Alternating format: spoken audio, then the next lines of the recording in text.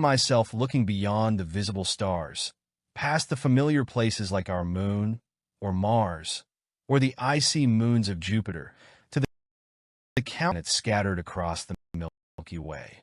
What stories are waiting there? In my mind, those worlds, stars so far away, we faintest glimpse of their atmospheres. Are the somewhere distant star, a planet might hold liquid water, an atmosphere rich with oxygen.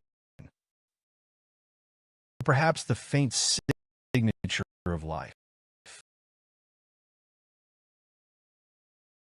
The Kepler telescope.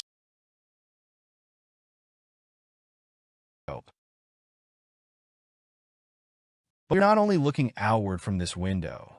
Space history has also taught us to reflect on our place.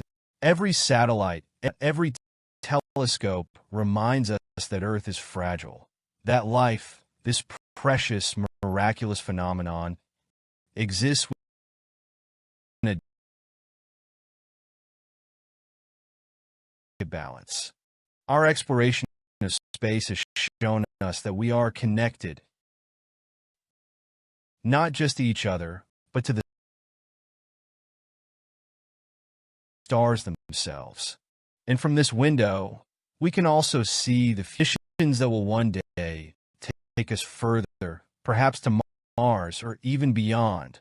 The James Webb Space Telescope, poised to peer deeper into the cosmos than ever before, may soon reveal the atmospheres of distant exoplanets, perhaps even signs of life. It will show us new parts of space history, things we cannot yet imagine, questions we have not yet asked.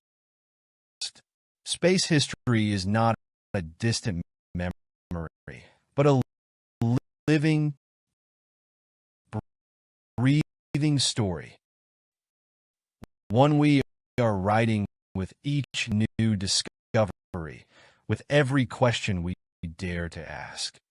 As I look out from this window, just the star echoes of the future journeys, certainty at the exploration, universe, its mystery, like our ancestors who at the sky only just began our play, this beyond, and yet endless is there's humble steps, those steps, seek Apollo, carries with it the curiosity, not just where we are, might one day, that same deep us to the new discovery, turn just to the star, to the window, worlds we've yet to see. The echo in the light of to detect stars so fascinating. These are the new frontiers of space history, planets that may hold oceans, clouds, and atmospheres filled with the chemical signatures of life.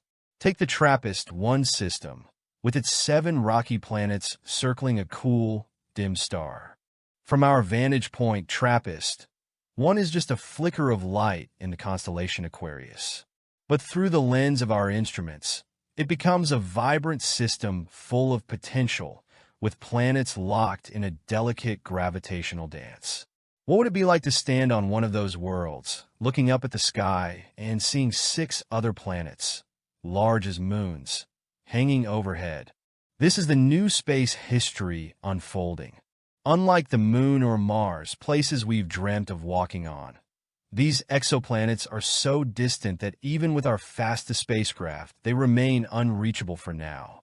But through telescopes like Kepler, TESS, and the upcoming James Webb Space Telescope, we are beginning to unravel their mysteries.